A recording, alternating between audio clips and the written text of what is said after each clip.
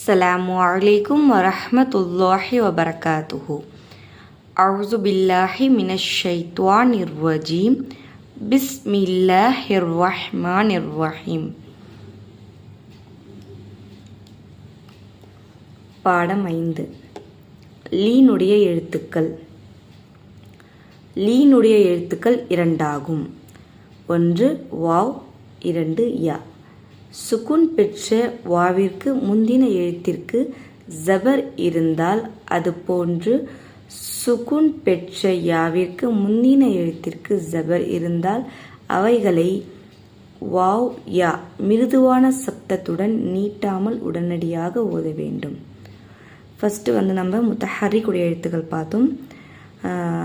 ஹரக்கத் பெற்ற எழுத்துக்கள் எல்லாம் முத்தஹர்ரிக்குடைய எழுத்துக்கள்.